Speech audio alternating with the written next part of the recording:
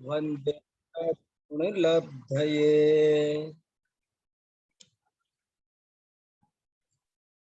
हम सब आचार्य समंत भद्र स्वामी के जीवन वृत्त, व्यक्तित्व और कर्तृत्व के संबंध में जानने की कोशिश कर रहे हैं और उसमें अभी तक हमने उनके जीवन वृत्त और व्यक्तित्व को तो पूरा पढ़ा और कृतित्व में उनकी कितनी कृतियां हैं और उनमें से कौन कौन आज उपलब्ध हैं और कौन कौन सी उपलब्ध नहीं है, ये सब मैंने आपको बताई।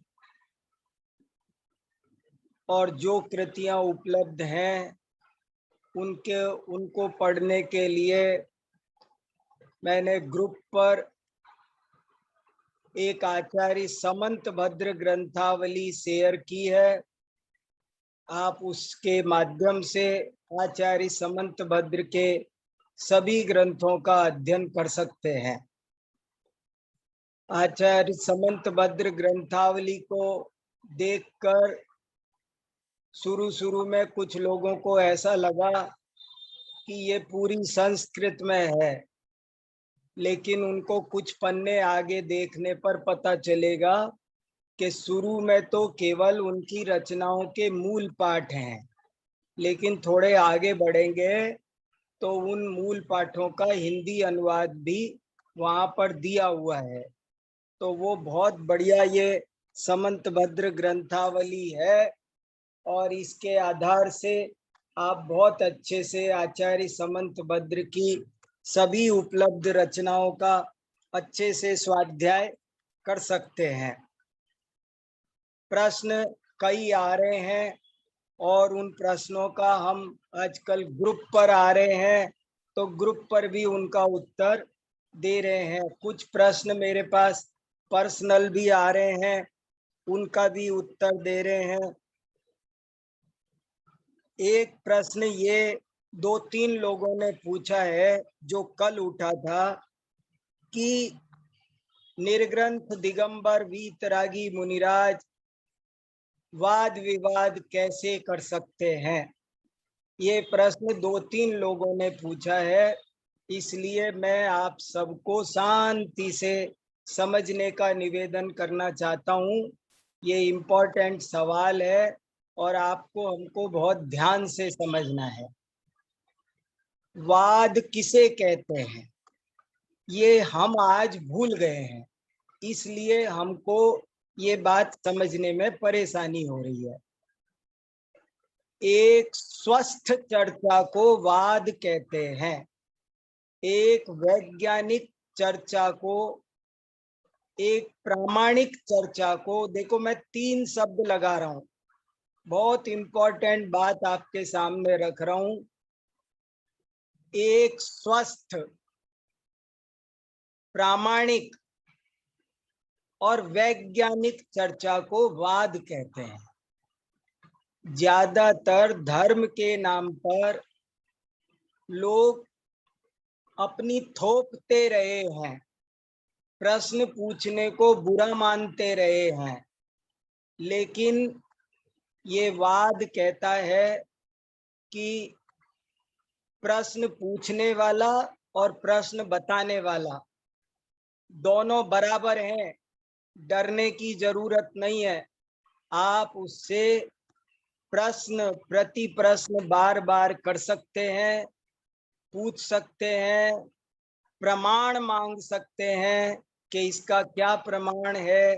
ये एक बहुत खास बात, जब श्रोता पूरी तरह ईमानदारी से पढ़ना चाहता है, आपके दबाव में आए बिना, अगर आपके एक सच्चे वक्ता को कभी तकलीफ नहीं होगी कि कोई उससे कितने प्रश्न पूछ रहा है, क्या पूछ रहा है, और वो हमेशा उन प्रश्नों का प्रमाण सहित उत्तर देता है, तब इस चर्चा को वाद कहते हैं। वाद का मतलब है जहां पर आग्रह रहित होकर तर्क, युक्ति, प्रमाण के साथ में ईमानदारी से एकदम, न हमें दबाव है, न हमें भय है, न हमें लोभ है, ऐसी जब चर्चा होती है एकदम ज्ञान की, जब दो वैज्ञानिक मिल करके आपस में बातचीत करते हैं तो उस चर्चा का नाम वाद होता है। और ये सभी जैन तीर्थंकर, सभी जैन आचार्य, सभी जैन विद्वान प्रसन्न होकर के करते हैं। ये कसाय वश नहीं की जाती है, कसाय मिटाने के लिए की जाती है। कल मैंने एक वाक्य बहुत इंपॉर्टेंट कहा था, जिनका ध्यान गया, बहुत अच्छा, नहीं मैं फिर रिपीट कर रहा हूं। यदि तत्व ज्ञान को ठीक से समझना हो और समझाना हो तो इन दोनों कामों के लिए सबसे पहला और सबसे जरूरी काम है कि परीक्षा प्रधानी बनो। पहला काम है। आप दुनिया को भी तभी समझा सकते हैं जब आप एकदम ईमानदार हो। अगर आपके मन में बेईमानी है, अगर आप नहीं समझ पा रहे हैं और फिर समझाना चाहते हैं तो आप सफल नहीं होंगे, आप दबाव डालकर सफल नहीं होंगे। जब आप एक वैज्ञानिक की तरह समझते हैं और समझाते हैं तो उस चर्चा को वाद कहते हैं। ये एक बहुत इंपॉर्टेंट बात है। और समझने और समझाने के दोनों प्रमुख काम वही व्यक्ति अच्छी तरह कर सकता है जो परीक्षा प्रधानी हो, जो किसी तरह का पक्षपात नहीं करता हो, जो केवल सत्य को सामने लाने की ईमानदार कोशिश करता हो। तो ये बात मैंने कही थी। वीरेंद्र जी कुछ पूछना चाह रहे हैं। वीरेंद्र जी पूछिए, क्या कहना चाह रहे हैं? आपका हैंड रेज है।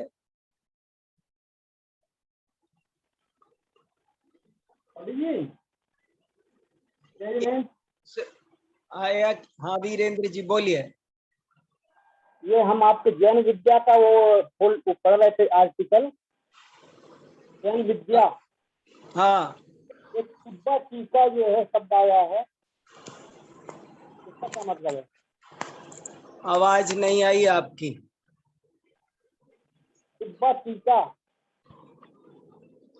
आप लोग ग्रुप पर भी प्रश्न पूछ सकते हैं। हम लोग आजकल कक्षा जितना ही नहीं पढ़ रहे हैं, हम बहुत पढ़ रहे हैं।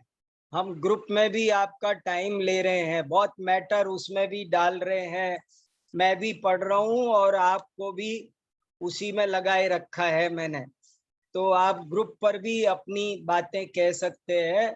हमने इसीलिए खुला छोड़ा है अभी अपने को। बहुत आनंद से, ईमानदारी से। समंत भद्र को पढ़ते समय भी यदि हम डरेंगे तो किसके सामने बात करेंगे? हमारा सोना 24 कैरेट का है, हमारा हीरा एकदम खरा है। हमें कसौटी से, परीक्षा से घबराना नहीं है। बहुत ईमानदार बात करिए। बोलिए आकाश जी। मेरा प्रश्न यह था भाई साहब कि जैसे कोई अन्य मत का है और वो आचार्य के साथ वाद विवाद कर रहा है और वो पराजित हो जाए और वो कदाचित उसके परिणाम अगर बिगड़ जाए, द्वेष रूप परिणाम हो जाए, तो उसमें विवाद का निमित्त कहा जाएगा या नहीं? आप हमारे आचार्य समंत भद्र को इतना कमजोर मत समझो। वे इतने अज्ञानी नहीं थे। पहले से समझ जाते थे कौन पात्र है, कौन अपात्र है, किससे बात करनी, किससे नहीं बात करनी। हमारे मुनिराज बहुत अच्छे से जानते हैं कि उसमें विशुद्धि लब्धि है या नहीं है। तभी चर्चा होती है किससे बात करना, कैसे बात करना। इसीलिए तो मैं 2-3 दिन से कह रहा हूं, वे अकेले वादी नहीं थे। वे वाग्मी थे, जिसकी वाणी निष्फल न हो, जिसकी वाणी सफल हो, सार्थक हो। अरे पूरे तमिलनाडु में, कर्नाटक में पूरा का पूरा जैन दर्शन का साम्राज्य किसी ने स्थापित किया था, तो उस सिंह गर्जना करने वाले व्यक्ति का नाम है आचार्य समंत भद्र। सिंह जैसी गर्जना होती थी समंत भद्र की। जहां जाते थे वहां एक साथ हजारों लाखों लोग स्यादवाद शासन के उपासक बन जाते थे। कैसे दिन होंगे, कैसी उनकी महिमा होगी, क्या उनके पास एक जादू जैसा असर होगा। तो इसलिए आप ऐसा मत समझो कि कहीं भी कुछ भी हो जाता होगा, ऐसे नहीं होता था। वे बात करने की कला जानते थे। मैं आपको, वे मनोविज्ञान जानते थे, वे वक्तृत्व शास्त्र जानते थे, वे चेहरा देखकर जान जाते थे कौन कहाँ खड़ा हुआ है, किससे कब बात करनी। मेरे पास में समय नहीं आपको कुछ उदाहरण बता देता उन्होंने कब कब किस किस से कैसे कैसे बात की। बड़ी कला चाहिए होती है। हमारे शास्त्रों में कई दृष्टांत आते हैं ऐसे।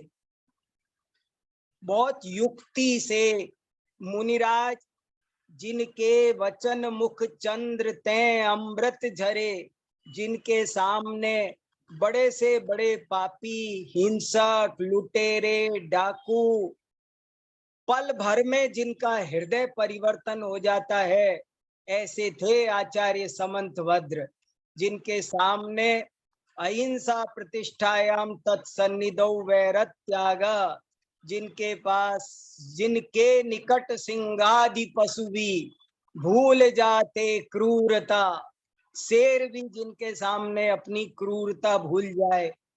अरे भैया, आत्मा सबकी बराबर है। और वे जानते थे।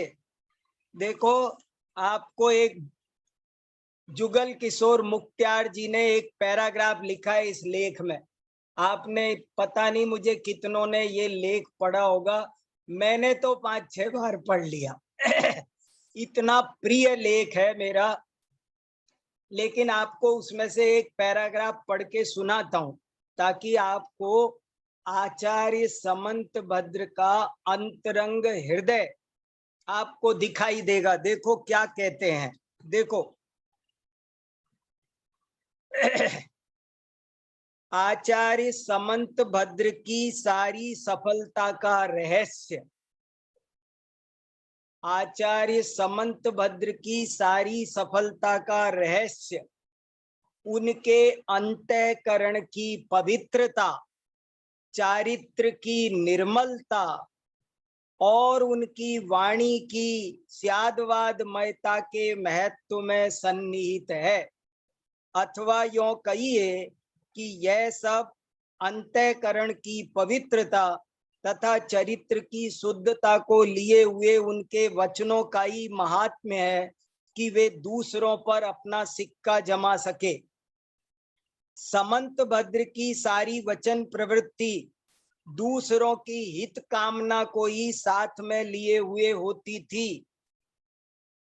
उसमें उनके लौकिक स्वार्थ की अथवा अपने अहंकार को पुष्ट करने की अथवा दूसरे को नीचा दिखाने की कुत्सित भावना की गंध भी नहीं होती थी। हम जब दूसरे से बात करते हैं तो या तो उसे नीचा दिखाना हमारा मकसद होता है, या अपने को ऊंचा दिखाना अपना मकसद होता है। लेकिन समंत भद्र का ध्येय ऐसा नहीं था। देखो, सुनो, गजब की बात है। वे स्वयं सन्मार्ग पर आरूढ़ थे और चाहते थे कि दूसरे लोग भी इस सत्य मार्ग को पहचाने और चलना प्रारंभ करें। उन्हें दूसरों को कुमार्ग पर फंसा हुआ देखकर बड़ा ही खेद और कष्ट होता था। उनका हृदय रोता था। आप सोच सकते हैं, समंत भद्राचार्य का हृदय रोता था दूसरों को कुमार्ग पर देख करके। और उनका प्रयत्न सदा इस तरफ चलता था कि कैसे इनको इस एकांत मार्ग में से बाहर निकाल लूं। वे अपनी शक्ति भर प्रयत्न किया करते थे। ऐसा मालूम होता है कि अपने आत्म कल्याण के बाद इन दूसरों का कल्याण करना ही उनका एकमात्र जीवन का प्रधान कार्य था, और वे इसे बड़ी योग्यता के साथ उसका संपादन करते थे। उनकी वाणी सदा क्रोध से शून्य रहती थी। वे कभी किसी को अपशब्द नहीं कहते थे, न दूसरों के अपशब्द सुन करके उनकी शांति भंग नहीं होती थी।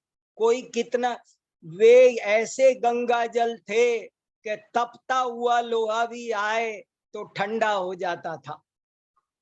देखो भाई, उनकी आंखों में कभी सुर्खी नहीं आती थी। वे सदा हंसमुख थे, वे प्रसन्न थे। बुरी भावना से प्रेरित होकर दूसरे के व्यक्तित्व पर कटाक्ष करना उनको नहीं आता था। मधुर भाषण करना ही उनकी प्रवृत्ति थी।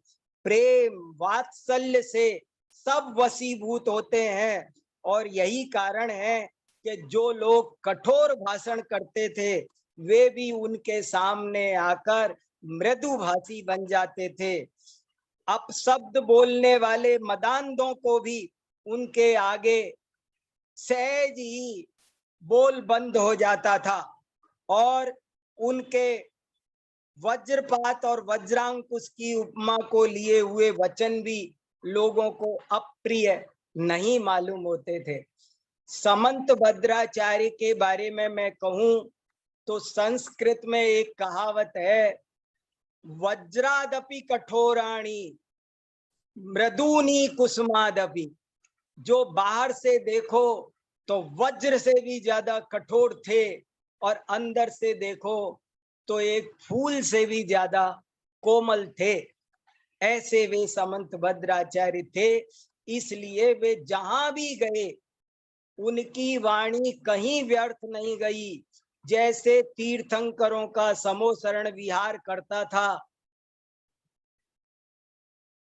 है जैसे तीर्थंकरों का समोसरण विहार करता था, ऐसे ही इन कलिकाल सर्वज्ञ आचार्य समंत भद्र का मुनि संग विहार करता था।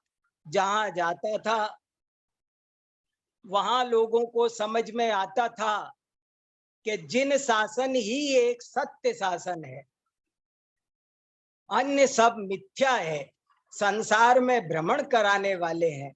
ये बात लोगों को समझ में आती थी, और लोग जिन शासन को अपनाते थे। इसलिए बहुत अपने हृदय को पवित्र बनाओ।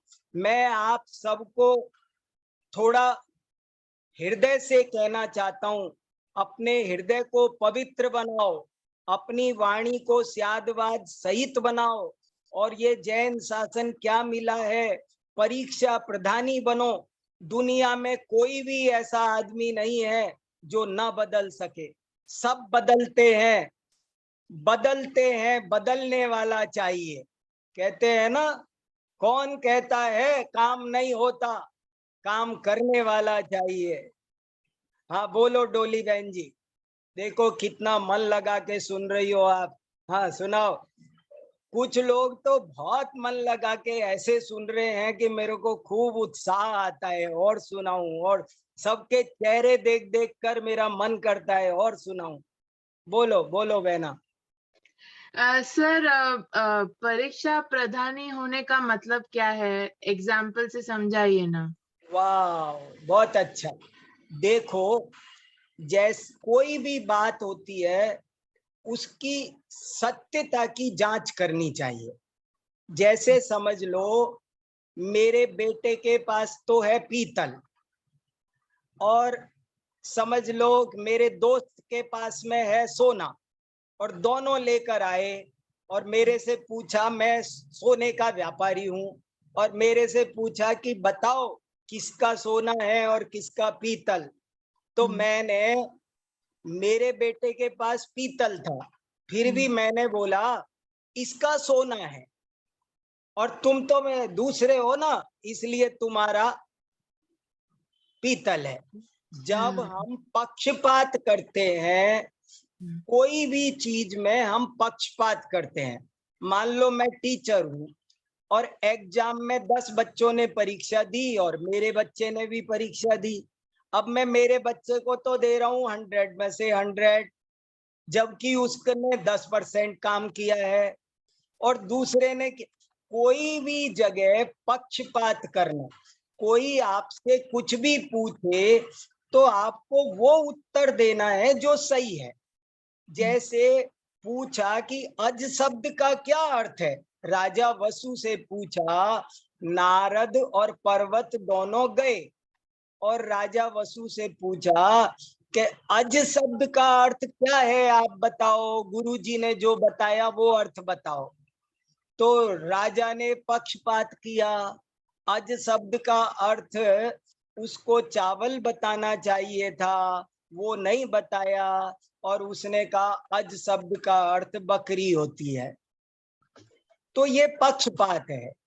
आपसे कोई भी, जब आप किसी भी तरह का गलत निर्णय किसी भाषा से, लिंग से, जाति से बंध कर बोलते हो तो वो सब पक्षपात है। और आचार्य समंत भद्र का कहना था कि भाई मुझे महावीर भगवान से, राम कृष्ण हनुमान, दुनिया के किसी भी देवी देवता से मेरा कोई पक्षपात, हिंदू हो, सांख्य हो, मुसलमान हो, ईसाई हो, हमें कोई मतलब नहीं। हमको तुम 13 पंथी हो, 20 पंथी हो, सोनगढ़ वाले हो, मुनिपंथी हो, हमको कोई मतलब नहीं। हमको तो जो बात सही है सो सही है।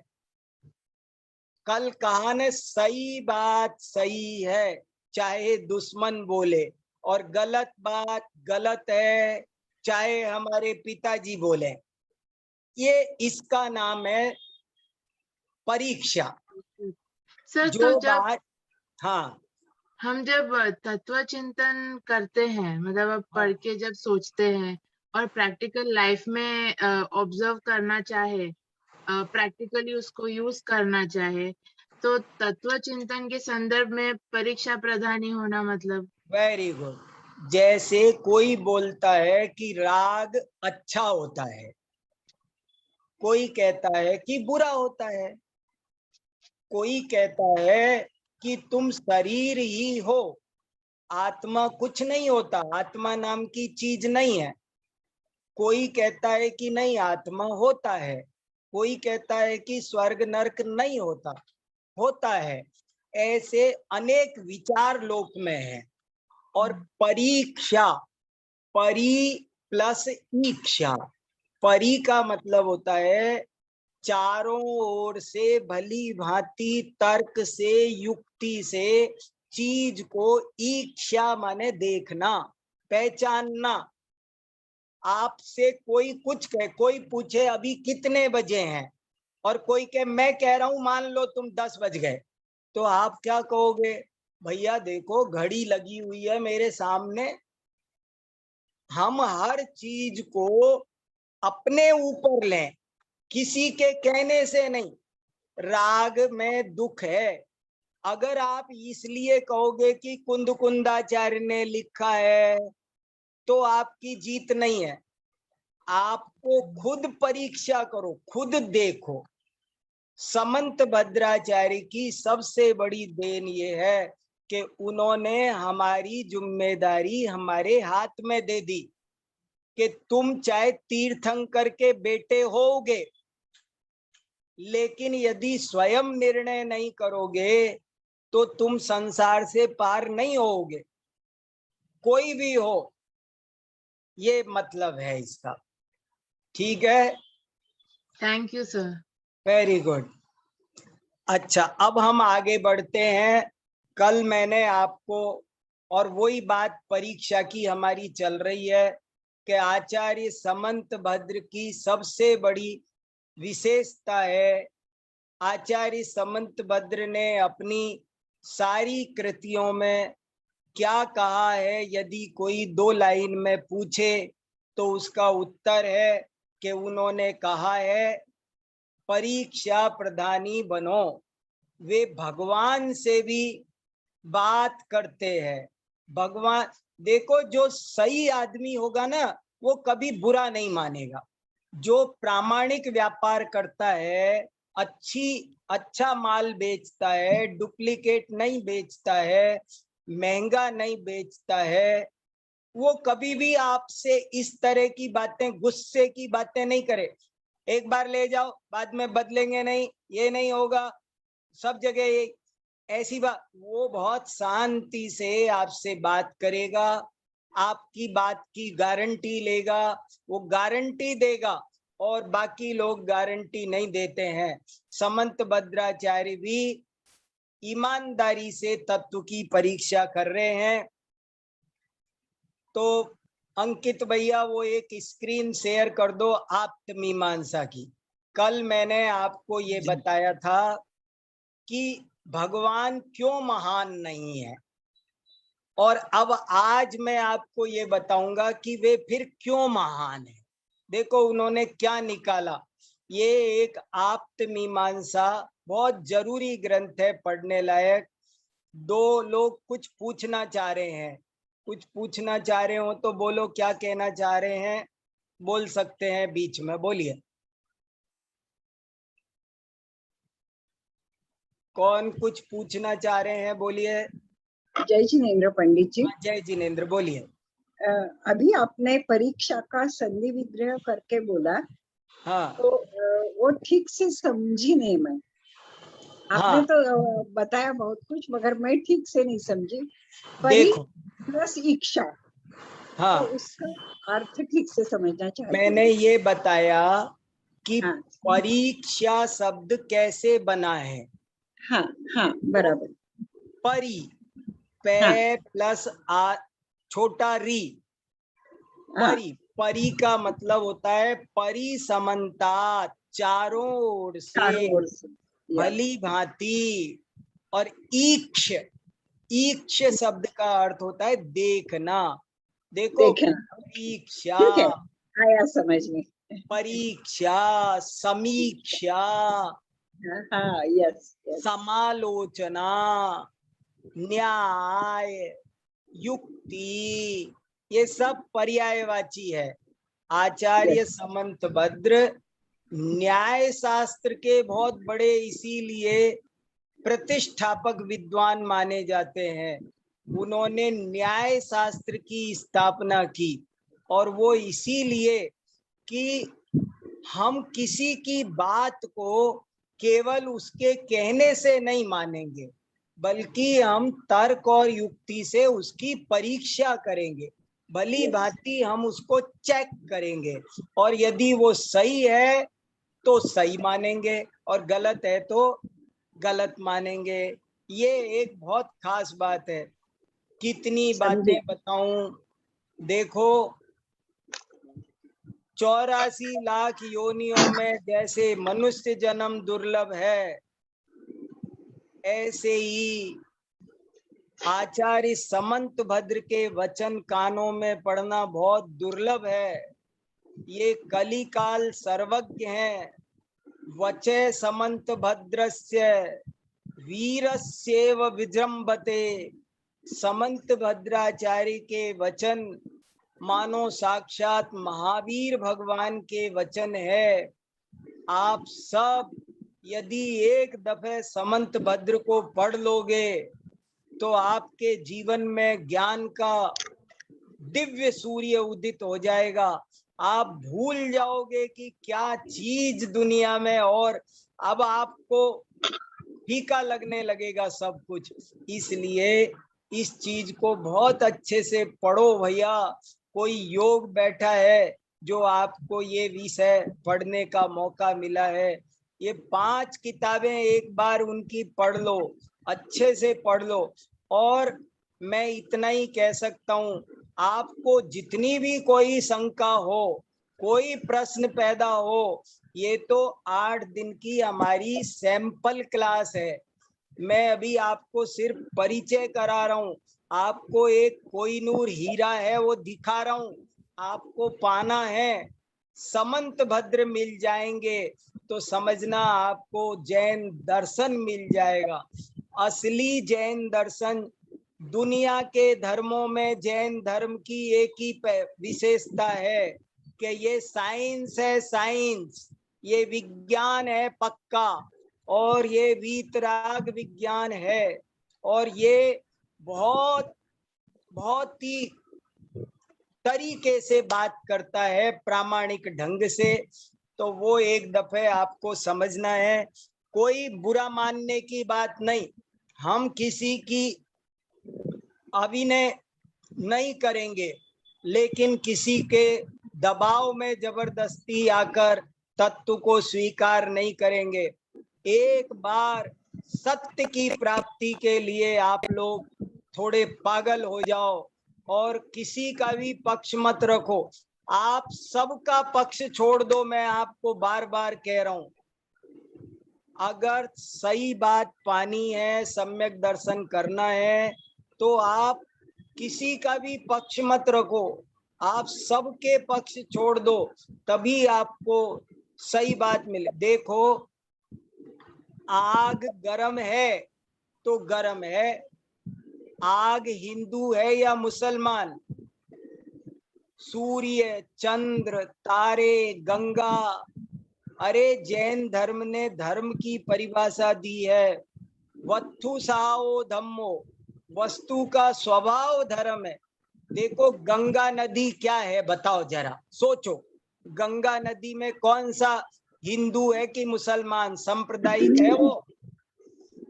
अरे चाहे गाय आए तो वो गाय को भी, शेर आओ, कोई भी आओ, सबको प्यार से पानी पिलाती है, सबकी प्यास बुझाती है, वो कोई भेदभाव करती है? गाय आती होगी तो कहती होगी वेलकम वेलकम, और शेर आता होगा तो कहती होगी गो आउट, चलो। नहीं, सूरज हिंदू मुसलमान अमीर गरीब सबको बराबर रोशनी देता है, कोई भेदभाव कर? अरे एक 50 पैसे की डिस्प्रिन टैबलेट वो भेदभाव नहीं करती कि ये मुसलमान है, इसका सिर दर्द ठीक नहीं करूंगी मैं। ये देश में बहुत सांप्रदायिकता फैली हुई है, मताग्रह फैला हुआ है, और समंत भद्र कहते हैं मताग्रह छोड़ो, सत्याग्रह करो, सत्य को पहचानो, तब तुम्हारी आत्मा का कल्याण होगा। मैं तो बहुत ज्यादा प्रभावित हूँ आचार्य समंत भद्र स्वामी से, और इसीलिए आपको ये एहसास करा रहा हूं कि आप एक बार जीवन में परीक्षा प्रदानी बन जाओ तो सम्यक्त की प्राप्ति हो, जीवन सफल हो। तो देखो क्या कहते हैं आप्त मीमांसा में, कल हमने देखा कि उन्होंने कहा कि हे महावीर भगवान, आपके पास देवता आते हैं, आप आकाश में गमन करते हो, आपके पास छत्र चमर आदि विभूतियां हैं, लेकिन इनसे आप मेरे लिए बिल्कुल महान नहीं हो। देवागम नभो याना चामरादि विभूतया माया विश्वपि दृश्यन्ते नातस्त्वमसि नो महान। आपके पास देवता आते हैं, आप आकाश में गमन करते हो, क्या तर्क दिया? अरे आकाश में गमन करने से बड़े हो तो कौआ भी उड़ता है आकाश में, क्या होता है आकाश में चलने से? ये सब कोई जादूगर भी करके दिखा देता है। ना तस त्वमसि नो महान, नो माने मेरे लिए, महान ना नहीं हो, आप इन कारणों से मेरे लिए महान नहीं हो। और आपका शरीर, नख नहीं बढ़ते, केस नहीं, विग्रह माने शरीर, आपका जो शरीर है वो भी दिव्य जरूर है, नख नहीं बढ़ते, केस नहीं बढ़ते, और भी नाना प्रकार की बातें हैं, लेकिन ये भी कोई बड़ी बात नहीं है, ये शरीर के धर्म है। और ये तो क्या स्वर्ग के देवताओं में भी ऐसी कुछ क्वालिटी पाई जाती है। अगर इन वजह से पूज्य हो तो स्वर्ग के देवता भी पूज्य हो जाए, इसलिए आप इन कारणों से पूज्य नहीं हो। तो फिर क्यों पूज्य हो, वो बात छठी कारिका में आप इस स्क्रीन को थोड़ा ऊपर करके अपने थोड़ा जूम कर सकते हो, बड़ा करके देख सकते हो। फिर महान क्यों हो आप, तो वो उन्होंने छठी कारिका में बताया है।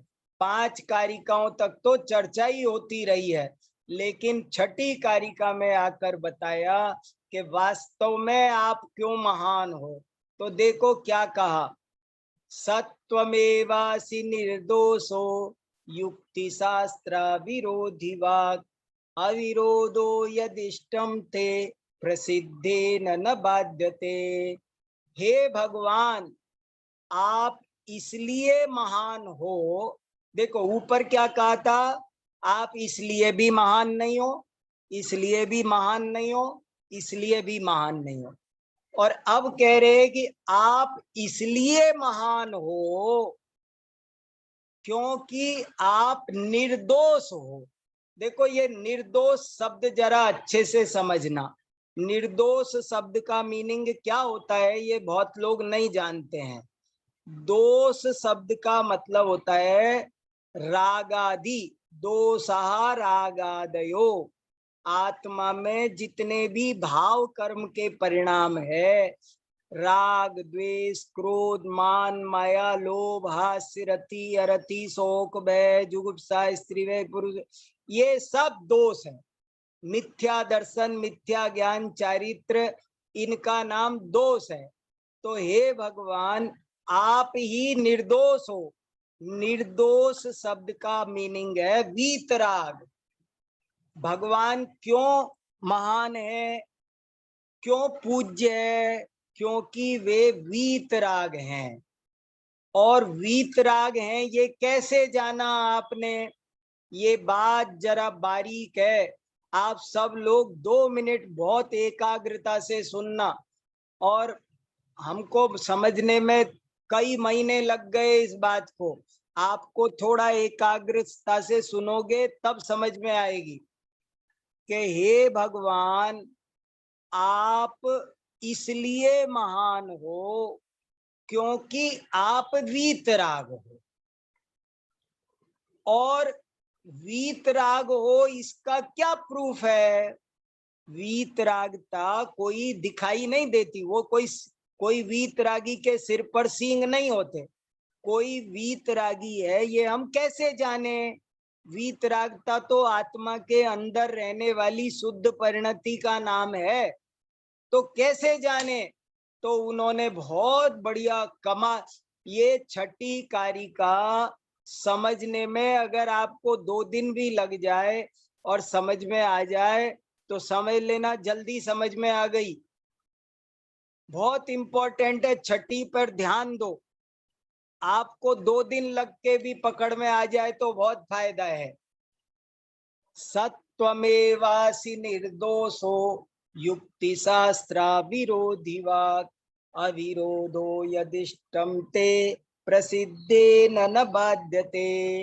हे भगवान, तुम ही वीतराग हो। देखो क्या लिखा, सामने सारे देवी देवता खड़े हैं लाइन से और सबकी परीक्षा कर रहे हैं, और अरिहंत से वो कह रहे हैं कि आप ही निर्दोष हो, आप ही वीतराग हो। क्यों आप ही वीतराग क्यों हो, आप ही निर्दोष क्यों हो? क्योंकि आपकी वाणी युक्ति शास्त्र से अविरोधी है। क्योंकि आपकी वाणी युक्ति शास्त्र विरोधी वाक, वाक माने वाणी, आपकी वाणी युक्ति और शास्त्र से अविरोधी है, विरोधी नहीं है। ये बहुत गजब का तर्क है। वाणी से वीतरागता सिद्ध की है। देखो मैं और सरल करता हूं, कोई व्यक्ति झूठ क्यों बोलता है? कोई व्यक्ति झूठ दो कारण से बोलता है, या तो वो अज्ञानी होगा या वो रागी द्वेषी होगा। जैसे समझो आपने मेरे से रास्ता पूछा कि लाल मंदिर का चांदनी चौक का रास्ता कौन सा है, और मैंने आपको गलत रास्ता बताया। तो गलत रास्ता क्यों बताया, इसके दो वजह हो सकती है। एक, मुझे ही नहीं आता हो, दूसरी, मुझे आपको परेशान करना हो, आपसे राग द्वेष हो। दो कारणों से झूठ बोला जाता है। लेकिन हे भगवान, आपकी वाणी एकदम सही है। इससे सिद्ध होता है कि आप में न अज्ञान है न राग द्वेष है, आप वीतराग हो और आप सर्वज्ञ हो। इससे सिद्ध होता है कि आप इस कारण से महान। मैं शॉर्ट में फिर बोलूं कि भगवान क्यों महान है, भगवान क्यों पूज्य हैं। वे इसलिए पूज्य नहीं है कि उनके पास देवता आते हैं, वे इसलिए पूज्य नहीं है कि उनके पास समोसरण है, वे इसलिए पूज्य नहीं है कि वे आकाश में गमन करते हैं, वे इसलिए पूज्य नहीं है कि उनका शरीर दिव्य है, वे इसलिए पूज्य नहीं है कि उनके पास उनके समोसरण में 6 ऋतु के फल फूल आते हैं, बल्कि वे इसलिए महान हैं क्योंकि वे वीतराग हैं, क्योंकि वे सर्वज्ञ है। ये वीतरागता और सर्वज्ञता की बात अगर आपको समझना हो, देखो सब लोग कहते हैं भगवान वीतराग है, सर्वज्ञ है, लाखों लोग कह रहे हैं, लेकिन समझने वाले उंगलियों पर मिलेंगे। अगर आपको समझना हो तो समंत भद्राचार्य को पढ़ लो, आपको तुरंत समझ में आएगी वीतरागता क्या है, सर्वज्ञता क्या है। और यही असली जैन धर्म है, और भगवान इसी के कारण पूज्य है। जैन दर्शन का प्राण है वीतरागता और सर्वज्ञता। हम लोग भगवान को तरह तरह के लौकिक कारणों से, फालतू कारणों से सब लोग उनकी भक्ति स्तुति करते दुनिया में देखे जाते हैं। भीड़ लग रही है, ये होगा वो होगा, पर भगवान वीतराग है, सर्वज्ञ है, इसलिए पूज्य है। ये बहुत खास बात है। अन्य सब कोई भी वीतरागी नहीं है, अन्य कोई सर्वज्ञ नहीं, दुनिया का अन्य कोई देवी देवता वीतराग सर्वज्ञ नहीं है। अरिहंत भगवान ही वीतराग और सर्वज्ञ हैं। बस ये लाइन अगर आपको समझनी है, अच्छे से समझनी है, तो आपको समंत भद्राचार्य को पढ़ना चाहिए। आपको किसी को कुछ कहना पूछना है तो बोलो।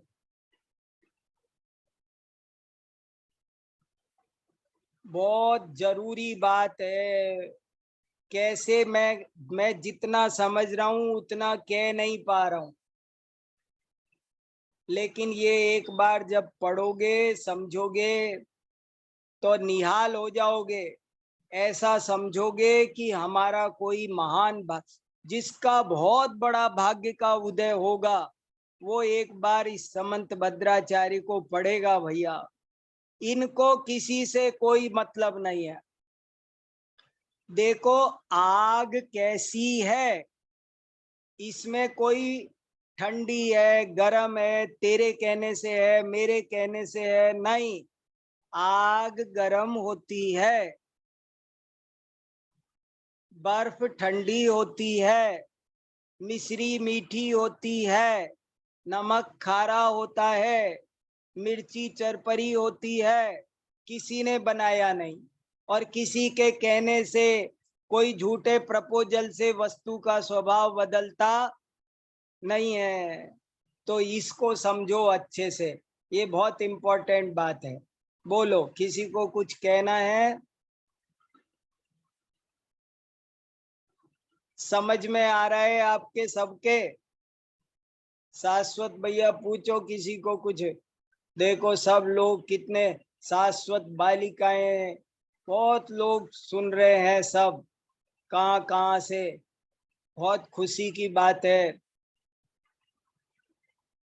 समंत भद्राचार्य तीर्थंकर बनने वाले, तीर्थंकर तुल्य काम किया। यशस्वी जैन, बोलो यशस्वी बेटा।